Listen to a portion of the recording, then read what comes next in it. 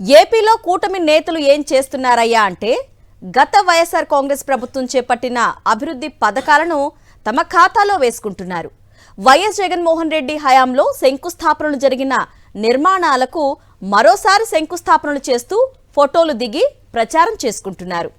ఇవి కాక గత ప్రభుత్వం నిర్మించిన అద్భుత నిర్మాణాలను కారు చౌకగా తమ పచ్చమందకు తెగనమ్మడానికి సన్నాహాలు చేస్తున్నారు. అంతేకాని తమదంటూ ఒక్క పథకం కూడా అమలు చేయటం లేదు. ఇంతవరకు ఒక్క నిర్మాణం చేపట్టలేదు.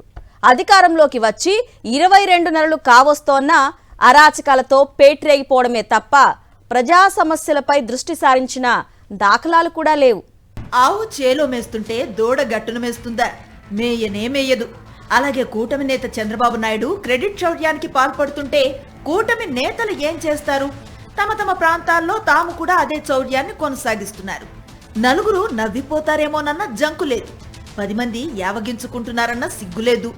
కూటమి అధికారంలోకి వచ్చిన వెంటనే జగన్మోహన్ రెడ్డి హయాంలో ప్రభుత్వం నిర్మించిన ప్రభుత్వ మెడికల్ కాలేజీలను ప్రైవేటు వ్యాపారులకు చిల్లర పైసలకు కట్టబెట్టే కుట్ర చేశారు చంద్రబాబు. అసలు ఒక్క మెడికల్ కాలేజీ కూడా కట్టనే లేదని అబద్ధం ఆడారు. అది బెడిసి కొట్టడంతో ఏకపక్షంగా ప్రభుత్వ మెడికల్ కాలేజీలను నీరుగార్చేసే కుట్రను అమలు చేస్తున్నారు. ఎందుకంటే ఆ మెడికల్ కాలేజీలు అన్ని ప్రారంభమైతే ఆ క్రెడిట్ జగన్మోహన్ రెడ్డికి వెళుతుందని భయం. పోనీ తామే కట్టామని అబద్ధం ఆడదామంటే జనం నమ్మకపోగా ముఖాన ఊస్తారని గ్రహించారు. అందుకే వాటిని భ్రష్టు పట్టిస్తున్నారు.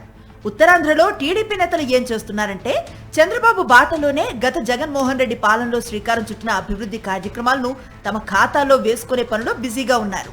అరసవెల్లి శ్రీ సూర్యనారాయణ స్వామి దేవాలయంలో 2023లో డిసెంబర్ 20న జగన్మోహన్ రెడ్డి ప్రభుత్వం ఇంద్రపుష్కరిణి పునర్నిర్మాణ పనులకు 4 కోట్ల రూపాయల నిధులను కేటాయించి పనులకు శ్రీకారం చుట్టారు. నాటి రెవెన్యూ మంత్రి ధర్మాన ప్రసాదరావు ఈ పనులకు శంకుస్థాపన చేశారు. పనులు మొదలెట్టాలనుకునేసరికి ఎన్నికల నగారం మోగటంతో అక్కడితో ప్రాజెక్ట్ ఆగిపోయింది. 2024లో కూటమి అధికారంలోకి వచ్చింది. 22 నెలలు కావస్తున్నా ఇంతవరకు ఈ పనుల అతిగతి పట్టించుకొని కూటమి నేతలు ఇప్పుడు తాపీగా ధర్మాన శంకుస్థాపన చేసిన పనులకు మరోసారి శంకుస్థాపన చేశారు.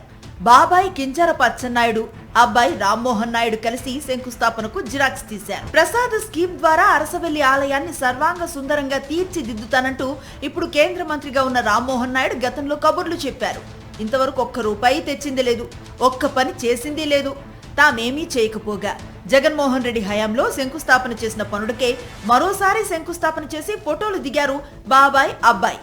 ఈ చోద్యాన్ని చూసి జిల్లా ప్రజలు నవ్విపోతున్నారు. ఒక్క అరసవిల్లే కాదు, కొద్ది రోజుల క్రితమే టీడీపీ ఎమ్మెల్యే గౌతు శిరీష మిలియన్ అబద్ధంతో అందరినీ ఆశ్చర్యపరిచింది. పలాసలో ఉద్దానం ప్రాంత కిడ్నీ బాధితుల కోసం జగన్మోహన్ రెడ్డి హయాంలో doctor YSR kidney research and hospital ను నిర్మించిన సంగతి తెలిసింది. 200 పడకలతో అత్యాధునిక ల్యాబ్స్ పరికరాలతో ఈ ఆసుపత్రిని నిర్మించి జాతికి అంకితం చేశారు జగన్మోహన్ రెడ్డి.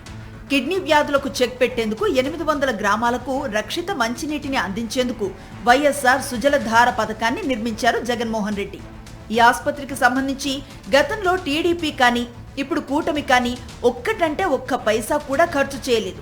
అయితే ఎమ్మెల్యే శిరీష మాత్రం ఈ ఆసుపత్రిని చంద్రబాబు నాయుడు ఖాతాలోనే వేసేశారు. ఆమె అబద్ధాన్ని చూసి అధికారులే నవ్వు ఆపుకోలేకపోయారు. ఇదే జిల్లాలో జగన్మోహన్ రెడ్డి హయాంలో శ్రీకారం చుట్టిన మూలపేట పోర్టును తమ ఖాతాలో వేసుకునేందుకు క్రెడిట్ చౌర్యానికి పాల్పడింది చంద్రబాబు నాయుడు పార్టీ. కూటమి అధికారంలోకి రాగానే జిల్లాకు చెందిన టీడీపీ కేంద్ర మంత్రి రామ్మోహన్ నాయుడు, రాష్ట్ర మంత్రి అచ్చెన్నాయుడు కలిసి మూలపేట పోర్టు పనులను ఆపించేశారు. తమకు అందాల్సిన ముడుపులు ఇచ్చేదాకా పనులు ప్రారంభించడానికి వీల్లేదన్నారు. ఆ బేరం కుదిరిన తర్వాతే పనులకు గ్రీన్ సిగ్నల్ ఇచ్చారు. అది కూడా గతంలోనే ప్రారంభమైన పనులకు అచ్చెన్నాయుడు రిబ్బన్ కట్ చేసి ప్రారంభించిన ఫోటో షూట్ ను జరుపుకున్నారు. ఇదే జిల్లాలో జగన్మోహన్ రెడ్డి ముఖ్యమంత్రిగా ఉన్నప్పుడే భోగాపురం ఇంటర్నేషనల్ ఎయిర్పోర్ట్ కు శంకుస్థాపన చేశారు. అన్ని రకాల అనుమతులు సాధించిన జగన్మోహన్ రెడ్డి చొరవతోనే పనులు శరవేగంగా పూర్తయ్యాయి. ఈ మధ్యనే ఈ విమానాశ్రయం నుంచి మొదటి విమానం రెక్కలార్చుకుంటూ గాల్లోకి ఎగిరింది. ఈ ఎయిర్పోర్ట్ ను కూడా తమ ఖాతాలో వేసుకోవాలని చంద్రబాబు నాయుడు విఫల యత్నం చేశారు. అయితే జిల్లా ప్రజలకే కాదు, దేశ ప్రజలందరికీ ఇది జగన్మోహన్ రెడ్డి చేపట్టిన ప్రాజెక్ట్ అని తెలియటంతో పచ్చమంద మౌనంగా ఉండిపోవాల్సి వచ్చింది. ఇలా తాము చేపట్టని అభివృద్ధిని తమ ఖాతాలో వేసుకోవాలన్న యావను పక్కన పెట్టి కూటమి పాలకులు కొత్తగా ఏదైనా ఆలోచిస్తే బాగుంటుందని మేధావులు అంటున్నారు.